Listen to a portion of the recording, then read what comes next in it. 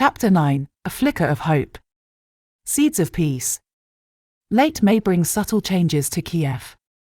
Between air raid sirens and ongoing hardships, small signs of resilience appear: street vendors selling flowers, cafes reopening with generators, children playing in parks during the safer daylight hours. The Ukrainian military has pushed Russian forces back from the capital's immediate surroundings, creating a fragile bubble of relative normality. In a small apartment they now share in Podol, Ivan and Nadya have transformed their living room into an operations center. Maps cover one wall, colored pins marking evacuation routes, dangerous areas, documented atrocities. Another wall displays photographs, evidence they've collected, faces of those they've helped, reminders of why they continue. As the days turns into weeks, Ivan and Nadya's efforts begin to bear fruit. Word of their work spread, whispered from person to person, a spark of hope in a war-weary nation. Their volunteer network has expanded, now semi-officially coordinating with military intelligence. Their documentation work has gained international attention, with their evidence packages cited in UN reports and foreign media. What began as improvised assistance has become structured, professional, essential. They find allies in unexpected places: a grizzled old soldier who had seen too much death, a young mother who dreamed of a better future for her children. One by one, they build a network of support, a web of courage and determination that stretches across the country. There are moments of triumph, of breakthroughs that leave them giddy with success. Like the day they managed to arrange a ceasefire in a hotly contested region, allowing aid to reach those who needed it most. Or the night they sneak across enemy lines to rescue a group of children who have been orphaned by the war. But there are also moments of heartbreak, of losses that leave them reeling. Friends who disappeared, never to be seen again. Innocent lives cut short by bullets and bombs. Each one is a wound that would never fully heal, a reminder of the terrible cost of the conflict. Through it all, Ivan and Nadya lean on each other, drawing strength from their love. They know that they are stronger together, that their bond is a force that can overcome any obstacle. But tonight, exhaustion has caught up with them. Ivan closes his laptop after 18 straight hours coordinating evacuations from eastern regions. Nadya sets down her camera after sorting through hundreds of photographs for human rights investigators. "We need a break," she says, rubbing her eyes. "Just an hour." Ivan nods, stretching his back. Even in their growing intimacy, they rarely allow themselves to step away from their work. The weight of responsibility for evacuees, for evidence, for truth presses constantly on their shoulders. They move to the small balcony overlooking a courtyard where stubborn roses climb a damaged wall. Ivan brings tea in chipped mugs. Nadya wraps herself in a faded blue blanket against the evening chill. Their shoulders touch as they sit on the narrow bench, a now familiar comfort. "I had a call from that BBC journalist today," Nadya says after a moment of peaceful silence. "The one using our Bucha documentation." "What did she want?" "She asked what we thought should happen after the war. What peace should look like." Nadya stares into her tea. "I didn't have an answer." Ivan considers this. Their focus has been so immediate, saving lives today, documenting crimes today, surviving today, that thinking beyond the war feels almost forbidden. "What would you want?" he asks finally. "In a perfect world." The question opens something between them. As darkness falls and air raid sirens remain mercifully silent, they begin to imagine peace. Hesitantly at first, then with growing animation, they sketch possibilities. Justice, Nadya starts. Real accountability for war crimes. Not just leaders, but those who carried out orders. Security guarantees, Ivan adds. Not just promises. Something binding. Their conversation gains momentum, flowing from practical considerations to deeper aspirations. They discuss NATO, EU integration, reconstruction funds, border security. They debate sovereignty over Crimea, language rights, democratic reforms. "It can't just be about returning to February 23rd, Nadya argues passionately. "We need to address the underlying issues. Corruption. Oligarchs. The judiciary. Ivan nods, energized by thinking beyond survival for the first time in months. A Marshall Plan for Ukraine. But with oversight so the money actually reaches people. As midnight approaches, Ivan brings paper and pens to the balcony. They begin drafting concrete ideas, not just wishes but implementable plans. Their professional backgrounds prove unexpectedly useful: Ivan's systems thinking from his programming work, Nadya's cross-cultural awareness from her international connections. We should talk to Oleksandr, Ivan suggests, referring to a constitutional law professor they helped evacuate from Kharkiv. And that economic advisor from Mariupol. And the former OSCE monitors in our network, Nadya adds. They understand security arrangements. What begins as a conversation becomes a mission. Over the following days, between their continuing evacuation and documentation work, they reach out to experts in their network: academics, lawyers, former diplomats, military analysts. Each brings perspectives, refinements, challenges to their evolving peace framework. They convene informal roundtables in safe houses and bomb shelters. They collect proposals, synthesize ideas, build consensus around core principles. Their shared vision takes shape, a peace not of surrender or compromise, but of justice, security, and renewal. Late one night, as they refine their document in their apartment, air raid sirens begin their mournful wail. With practiced efficiency, they gather their emergency bags and essential electronics. Bring the peace draft, Nadya says, securing her camera bag over her shoulder. In the shelter beneath their building, they continue working by emergency lighting. Around them, neighbors have become accustomed to their intensity, making space for their improvised workspace. A retired history teacher offers historical context for their proposals. A young tech worker suggests digital solutions for transparency in reconstruction funds. This is becoming something bigger than we intended, Ivan murmurs to Nadya as they observe the growing circle of contributors. She nods, tucking a strand of hair behind her ear, a gesture he has come to love for its unconscious grace. Maybe that's exactly what we need. Not top-down peace, but built from people who've lived this war. Their relationship deepens alongside their peace work. The shared purpose creates a unique intimacy. They finish each other's sentences, anticipate each other's needs, move in synchronized patterns without discussion. What began in crisis has matured into something profound, a partnership in every sense. My grandmother would say we are dwie polowinki odnoho jabłka, two halves of the same apple, Nadya tells him one evening as they work side by side. The casual reference to a future together, to family, to permanence beyond war makes Ivan's heart swell. In June, their peace framework gains unexpected attention. A Ukrainian diplomat visiting humanitarian operations reviews their draft and arranges a meeting with government advisors. Suddenly, their grassroots proposal is being discussed in official circles. The night before their meeting in a secure government facility, anxiety keeps them both awake.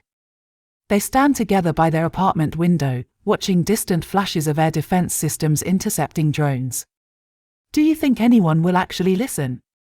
Ivan asks, voicing the doubt that has shadowed their work. Nadya turns to him, her face half illuminated by the city's dimmed lights. They have to. Because we're not just speaking for ourselves. We're speaking for Katerina and baby Miaslav. For the old professor from Bucha. For everyone we've documented, evacuated, mourned. She reaches up, her palm warm against his cheek. The tenderness of the gesture contrasts with the strength in her voice. This is why we survived, Ivan. To bear witness, yes. But also to help build what comes after. He covers her hand with his own, turning to kiss her palm, a gesture of reverence for her courage, her vision, her unwavering humanity in the face of horror. Whatever happens tomorrow, he says softly, this work has changed me. You have changed me. We've changed each other, she corrects, moving closer. Their embrace is both comfort and promise, acknowledgement of how far they've come from that first day in the cafe when invasion seemed theoretically possible but still unimaginable. Now, having witnessed the worst of humanity, they dare to imagine its best potential. Summer dreams. The meeting with their network of peacemakers exceeds their cautious expectations. The peace framework, particularly its emphasis on justice, security guarantees, and civil society involvement in reconstruction, resonates with officials seeking alternatives to traditional diplomatic approaches. Your proposal bridges the gap between high-level negotiations and grassroots needs, a senior advisor tells them.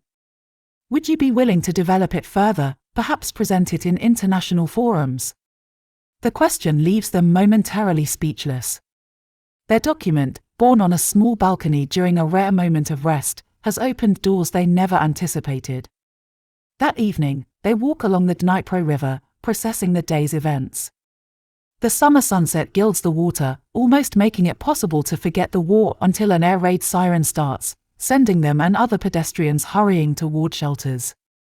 In the metro station serving as a bomb shelter, surrounded by Kyivans with their resignation to interrupted lives, Ivan takes Nadya's hand. Today was just the beginning, he says. If we're really going to do this, advocate internationally, speak to diplomats, we need to be prepared for pushback. For compromise. For failure. Nadya's eyes hold the same determination he first saw when they organized evacuations from Irpin. We've been documenting war crimes for months. I'm not afraid of diplomatic fights. The all-clear sounds 40 minutes later. As they emerge into the evening air, Ivan stops suddenly on the metro steps, turning to Nadya. I love you, he says simply. Not in whispers during stolen moments of intimacy, not in the implied language of shared danger and purpose, but plainly, publicly, with the certainty of something tested and proven. Nadya's smile blooms slowly, transforming her tired face. I know, she answers. Then, rising on tiptoes to kiss him briefly, I love you too. Now let's go home and plan how to save our country. The weeks that follow bring new dimensions to their work. Their peace proposal gains traction in civil society circles. They're invited to virtual meetings with European think tanks, with diaspora organizations, with international legal experts. Each conversation refines their thinking, strengthens their arguments, expands their network. Their relationship, too, continues to deepen. In rare moments between air raids and meetings, they share dreams of after, a concept that once seemed forbidden is now a source of strength. They speak of traveling together to reconstruct Nadya's abandoned travel blog, of Ivan teaching coding to children, of visiting peaceful places they've only seen in photographs. Nadya's eyes sparkle as she describes her longing to visit Japan. She dreams of strolling through the tranquil gardens of Kyoto, of marveling at the cherry blossoms in spring. She imagines herself in an elegant kimono, learning the ancient arts of tea ceremony and calligraphy. I want to soak in the hot springs, she sighs wistfully, and taste every kind of sushi until I can't eat another bite. Ivan smiles, picturing Nadya in the neon glow of Tokyo's streets, her face lit up with wonder and joy. He squeezes her hand, promising silently that someday, he'll make that dream a reality. For Ivan, it's the vast expanses of South America that call to him. He longs to trek through the lush Amazon rainforest, to stand in awe before the ancient ruins of Machu Picchu. He dreams of learning to surf on the beaches of Brazil, of dancing the tango in the streets of Buenos Aires. Imagine the stories we could tell, he muses, his eyes distant with longing. The people we could meet, the adventures we could have. Nadya leans her head on his shoulder, her heart full with the thought of sharing those adventures with him. She pictures them on a beach in Rio, sipping caipirinhas as the sun sets over the ocean. She imagines them wandering the colorful Atacama Desert, hand in hand, without a care in the world. These dreams, once so distant, now feel tantalizingly close. They are a reminder of what they're fighting for, not just survival, but the chance to truly live, to explore and marvel at the beauty of the world.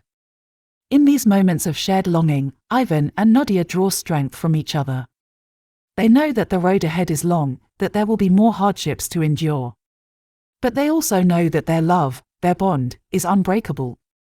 And so they hold fast to their dreams, to the vision of a future filled with wonder and adventure.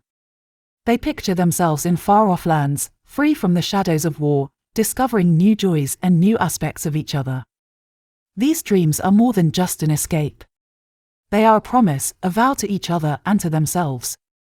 A pledge that they will survive, that they will triumph, and that they will live the life they've always imagined. Hand in hand, heart to heart, they face the uncertain future, secure in the knowledge that their love can conquer anything. And that someday, when the war is just a painful memory, they will set out together to make their wildest dreams come true. Whether it's under the cherry blossoms of Japan or on the beaches of Brazil, Ivan and Nadya know that the greatest adventure of all is the one they'll share together. And they can't wait to begin. Heritage. One night in early July, Ivan wakes to find Nadya sitting by their window, illuminated by her laptop's glow. "What are you working on?" he asks, voice rough with sleep. Adding the section on cultural recovery, she replies. "Preserving Ukrainian heritage, rebuilding museums and historical sites." He moves to stand behind her, hands resting lightly on her shoulders. On screen, he sees not just policy recommendations but something more personal, a vision for the Ukraine they want to build together. "You know," he says, reading over her shoulder, "in all our planning for peace, we haven't talked about us. About our future." Nadya saves her document, then turns to face him. "Maybe because it seems obvious to me," she says. "Whatever comes after, whatever peace we help build, we'll be together in it." The simplicity of her certainty fills Ivan with a warmth that transcends the summer night. In a war that has destroyed so much, they have found something unbreakable. In documenting atrocities, they have discovered capacity for hope. In planning for peace, they have built their own future. Together, he agrees, sealing the word with a kiss that promises beyond war, beyond reconstruction, into the life they are already building amid the ruins of the old world. Outside, Kiev breathes in momentary peace, the summer stars visible in a rare night without air raid sirens. Inside, two people who found each other in darkness continue imagining light. News. And slowly, incredibly, things begin to change. The fighting begins to die down, the rhetoric on both sides softening. There are whispers of peace talks, of a possible end to the bloodshed. Ivan and Nadya hardly dare to hope, but they can't help the fluttering in their hearts. Could it be possible? Could their dream of a united, peaceful Ukraine finally be within reach? One evening, as they sit together in the candlelight of a dark rainy November night, a knock comes at the door. They tense, reaching instinctively for their weapons. But when they open the door, they find not an enemy, but a friend. It is Oleksandr, a fellow activist who has been working tirelessly for peace. His face is lined with exhaustion, but his eyes sparkle with excitement. "I have news," he says, his voice trembling. "The government, the separatists, they've agreed to talk. A real, official peace conference. And they want you there, both of you." For a moment, Ivan and Nadya can only stare at him, their eyes wide with shock and disbelief, their hearts pounding. Then, as the reality sinks in, they fall into each other's arms, tears of joy streaming down their faces. A peace conference. After all this time, all this bloodshed. It seems too good to be true. "Where?" Ivan asks, his voice hoarse. "The Mariinsky Palace," Oleksandr replies, a smile spreading across his face. "In 2 weeks." Nadya feels her heart leap in her chest. This is it. The moment they have been fighting for, the chance to bring an end to this terrible war.